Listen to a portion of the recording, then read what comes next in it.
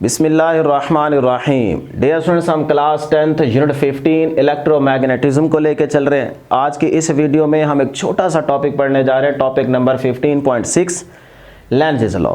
याद रहे ये टॉपिक शॉर्ट और एमसीक्यू के पॉइंट ऑफ व्यू से आप तैयार करेंगे, लेकिन कभी कभार खासकर पंजाब बोर्ड वाले चूस मार देते हैं कि ये लॉन्ग में दे देते हैं, और अगर ये लॉन्ग में आ जाए तो फिर इसी तरह से आपने ये सारी चीज़ें मेंशन कर देनी है। बस यहाँ पे थोड़ी बहुत आपने डायग्राम के साथ थ्योरी ऐड कर देनी है। वो थ्योरी आप चाहे अपनी बुक की एक्टिविटी से देख ले, या मैं जो समझाऊंगा उसको आप अपने अल्फाज में 2-1 लाइनों में लिख देंगे तो ये आपका लॉन्ग बन जाएगा।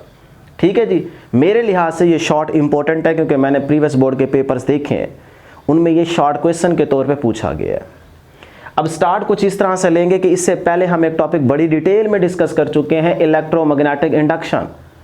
उस टॉपिक में हमने खासकर ये बात डिस्कस की थी कि भाई changing of a number of magnetic field line जब किसी सरफेस एरिया में से पास करती हैं तो वहाँ पे इंड्यूस्ड ईएमएफ पैदा हो जाती है। वहाँ पे ईएमएफ पैदा हो गई थी, याद है ना। और जहाँ इंड्यूस्ड ईएमएफ हो वहाँ पे डेफिनेटली 100% गारंटी है कि इंड्यूस्ड करंट भी होता है। लेकिन वहाँ पे हमने इंड्यूस्ड करंट की डायरेक्शन मालूम नहीं की थी कि उसकी डायरेक्शन क्या होगी। बस हमने कहा था कि करंट इंड्यूस हो गया और गैल्वेनोमीटर डिफ्लेक्शन शो कर रहा था सर्किट में, इसका मतलब इंड्यूस करंट है, लेकिन उसकी डायरेक्शन क्या होगी ये हमने कैलकुलेट नहीं किया था। तो आज की इस वीडियो में हम उसी इंड्यूस्ड करंट की डायरेक्शन के बारे में जानने जा रहे हैं कि भी उसकी डायरेक्शन कैसे मालूम करें। तो हमारी हेल्प करता है लेंज़ लॉ। लेंज़ लॉ हमें बताता है कि इंड्यूस्ड करंट की डायरेक्शन को कैसे मालूम करेंगे आप। तो आपसे यही अगर एमसीक्यू में पूछा जाए कि भाई लेंज़ लॉ क्या बताता है, तो आप कहेंगे डायरेक्शन ऑफ इंड्यूस्ड करंट। ठीक है, इसको नोट कर लें पॉइंट को। तो आपकी बुक पहले मेंशन करती है कि भाई इंड्यूस्ड करंट की डायरेक्शन अगर आप मालूम करना चाह रहे हैं सर्किट के अंदर, तो फिर आपको एक छोटी सी एक्टिविटी करनी पड़ेगी, वहाँ से आपको समझ आएगी। तो वही एक्टिविटी मैं यहाँ पे डिस्कस करूँगा, लेकिन उस एक्टिविटी को डिस्कस करने से पहले ना आप थोड़ा सा लेंज़ लॉ की स्टेटमेंट पहले देख ले। ये आपसे 2 नंबर के लिए शॉर्ट क्वेश्चन में पूछी जा सकती है। यही शॉर्ट क्वेश्चन बार बार प्रीवियस बोर्ड के पेपरों में देखा गया है। स्टेटमेंट क्या है? The direction of induced current की डायरेक्शन इन अ सर्किट में इज ऑलवेज हमेशा होती है सच दैट अपोजेज, ये वर्ड खतरनाक है, such that opposes the cause that produce it. यानी कि सर्किट में इंड्यूस्ड करंट की डायरेक्शन हमेशा अपोज करेगी उसको जिसने उसको पैदा किया है। मतलब भले का ज़माना नहीं है, जिसकी आप हेल्प करते हैं वही आपके खिलाफ हो जाता है। बस यही लेंज़ लॉ है, ख़त्म हो गया जी लेंज़ लॉ। ठीक है, अब एक एक्टिविटी करते हैं, फिर उससे आपको ज़्यादा क्लियर हो जाएगा। डियर स्टूडेंट्स, आपने प्रीवियस टॉपिक के अंदर ना ये डायग्राम डिस्कस की थी, ये एक्टिविटी थी कि हमारे पास यहाँ पे एक सोलेनॉइड कॉइल है जिसके टर्मिनल्स क्या हैं आप वहाँ पे गैल्वेनोमीटर के साथ कनेक्ट कर चुके थे। तो इस तरह की एक सोलेनॉइड कॉइल थी जिसके साथ गैल्वेनोमीटर कनेक्ट किया गया था। और यहाँ पे हमारे पास एक मैग्नेट है, उसका नॉर्थ पोल और ये क्या है साउथ पोल। अब आपने क्या किया था प्रीवियस टॉपिक के अंदर, इस मैग्नेट को आप इसके करीब लेके गए थे, फिर दूर लेके आए थे, यही काम हो रहा था ना। तो जैसे आप इसको करीब लेके जाएंगे तो ज़्यादा नंबर ऑफ फील्ड लाइन्स इस कॉइल में से पास करेंगी। तो changing of number of magnetic field lines क्या पैदा करेंगे? ईएमएफ। और जहां इंड्यूस्ड ईएमएफ होगी वहां इंड्यूस्ड करंट होगा, इसीलिए गैल्वेनोमीटर डिफ्लेक्शन शो कर रहा था। इसका मतलब अब यहां पे इंड्यूस्ड करंट है, उसकी डायरेक्शन यहां पे नजर नहीं आ रही। आज उसी इंड्यूस्ड करंट की डायरेक्शन को निकालने जा रहे हैं। सही है, तो 2 केस बन गए। एक जब आप करीब लेके आते हैं तब भी इंड्यूस्ड करंट है, और जब आप दूर लेके जा रहे थे तब भी induced EMF and induced current था। तो हम दोनों सिचुएशंस को ना यहाँ पे अलग अलग डिस्कस करेंगे, तभी आपको समझ आएगी। तो पहले ही हम केस की सिचुएशन यहाँ पे डिस्कस करते हैं या बना लेते हैं, और वो ये है कि जब आप एक मैग्नेट को इस सोलेनॉइड कॉइल के करीब लेके आ रहे होंगे तो फिर क्या होगा। सही है, तो पहले ये केस देख ले। अब गौर से समझना है, पहले नोट नहीं करना, आप समझें। मैं आपको हर एक चीज़ इंशाल्लाह क्लियर कर दूंगा। लेंज़ लॉ बहुत सारे बच्चों को परेशान करता है, समझ नहीं आती। आप थोड़ी देर जुड़े रहें वीडियो के साथ, मैं भी आपको समझा दूंगा। सही है, तवज्जो होनी चाहिए बस। अब ये देखें आप, ये जैसे ही आप मैग्नेट को करीब लेके आते जाएंगे तो वो जो नंबर ऑफ फील्ड लाइंस होंगी यहाँ पे वो आहिस्ता आहिस्ता ज़्यादा पास होती जाएंगी। इसका मतलब मैग्नेटिक फील्ड लाइंस चेंज तो हो रही हैं, तो फिर ईएमएफ तो पैदा होगी, और जहाँ ईएमएफ होगी वहाँ इंड्यूस करंट भी होगा। तो फिर मैं डायरेक्ट बना दूं कि जब आप करीब लेके आए होंगे तो फिर number of magnetic field line जो हैं वो इसमें से ज़्यादा पास कर रही होंगी। ठीक है, ऐसे बना लेते हैं, ये ऐसे। देखें सारी number of magnetic field lines इसमें से पास कर रही हैं ज़्यादा से ज़्यादा, जब आप इसको करीब लेके आ रहे होंगे। तो फिर इसका मतलब यहाँ पे इंड्यूस्ड ईएमएफ भी है और इंड्यूस करंट भी है। उसी इंड्यूस करंट की डायरेक्शन को निकालना है इस स्टेटमेंट के अकॉर्डिंग। अब ज़रा तवज्जो देनी है, समझिएगा। अब दोस्तों जो इसके अंदर इंड्यूस करंट पैदा हुआ है उसको किसने पैदा किया है?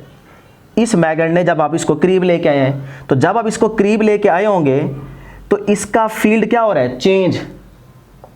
इसी चेंजिंग ऑफ फील्ड ने इस कॉइल के अंदर एक और फील्ड इंड्यूस कर दी है, एक और फील्ड इंड्यूस कर दी है।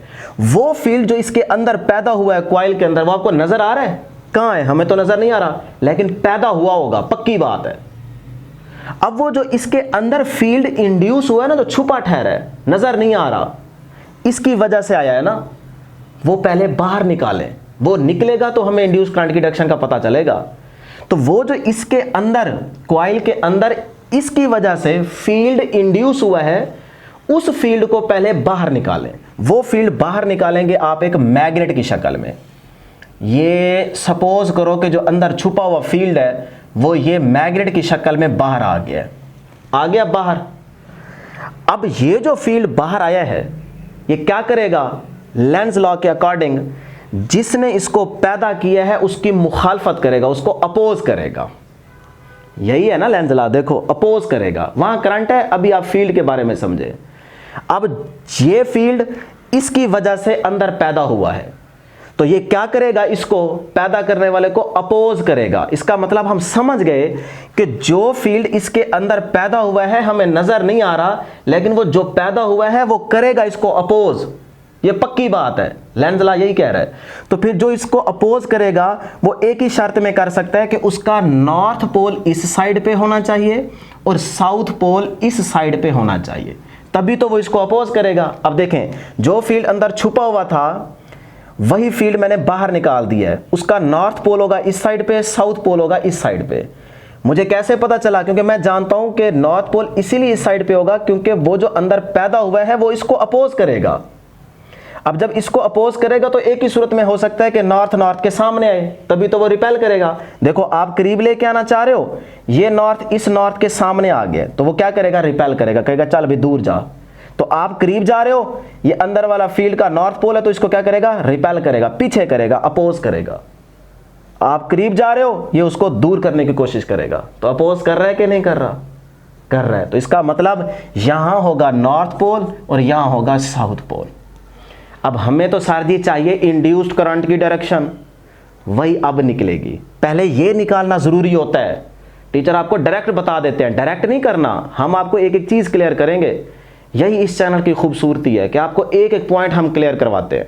बस आप मोहब्बत दिखाया करें कि चैनल को ज़रूर सब्सक्राइब कर लिया करें और अपने दोस्तों के साथ भी शेयर किया करें, उनका भी भला किया करें, तभी आपके अच्छे मार्क्स आएंगे इंशाल्लाह। ज़रूर कमेंट में लिखें, इंशाल्लाह आपके बहुत अच्छे मार्क्स आएंगे।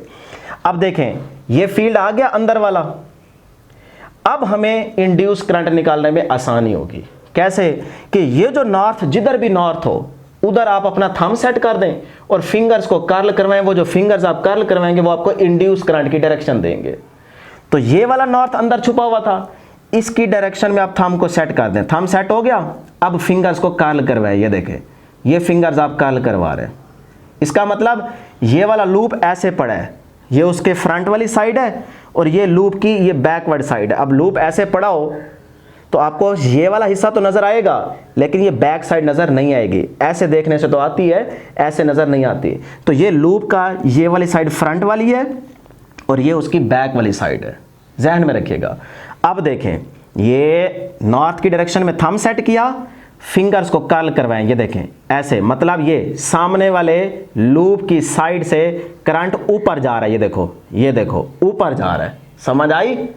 तो इसका मतलब ये है ऊपर वाली डायरेक्शन। तो इस साइड पे, सामने वाली साइड पे करंट ऊपर जाएगा, इधर से नीचे आता हुआ ये ऐसे, ये ऐसे, ये देखें ये ऐसे। फिर इसमें भी ये सामने वाली साइड, इसमें ये सामने वाली साइड, इसमें ये सामने वाली साइड, ये सामने वाली, ये सामने वाली, ये सामने वाली, इधर से होता हुआ यहाँ से निकल आया। ठीक है जी, ये देखें ये ऐसे जा रहा है ना, ये ऐसे, ये देखें इधर से नीचे और फिर ये सामने वाली साइड से ऊपर ऐसे। तो इसका मतलब ये है इंड्यूस करंट की डायरेक्शन। अब ये देखिए इंड्यूस करंट की डायरेक्शन कैसे निकली, उसके लिए ज़रूरी था जो अंदर फील्ड छुपा हुआ है पहले वो निकालें। वो निकला है उस नॉर्थ पोल की डायरेक्शन में, आपने थंब सेट किया, फिंगर को कर्ल करवाया, वो फिंगर जो कर्ल करेंगे वही आपको इंड्यूस करंट की डायरेक्शन के बारे में बताएंगे। तो अब ये है आपके पास इंड्यूस करंट की डायरेक्शन इस टाइप।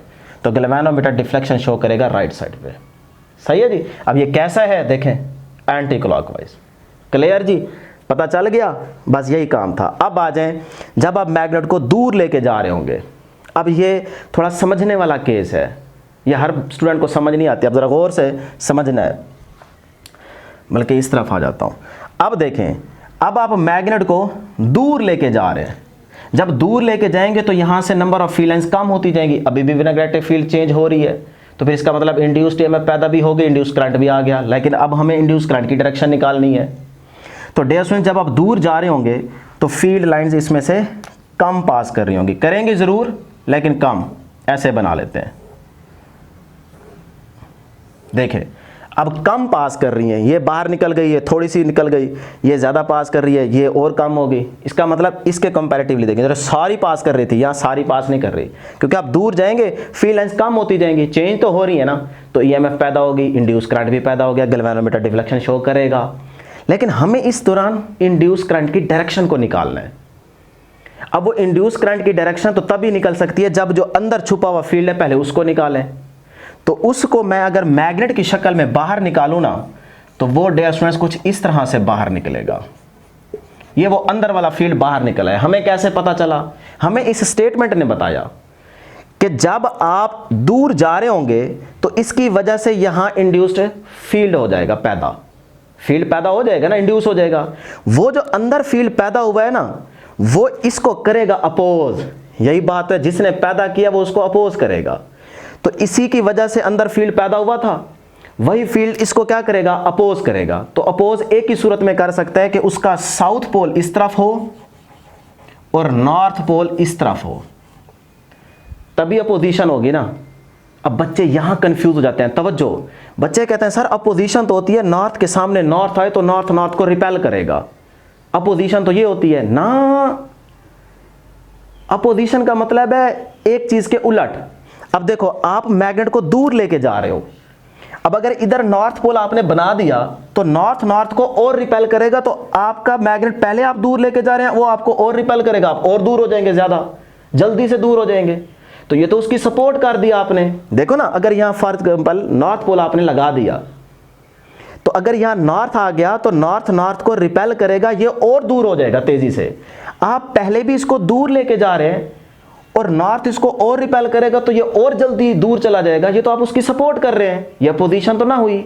बात क्लिक कर रहे हैं कि नहीं? समझ आ रही है ना? तो यहां होना चाहिए साउथ पोल।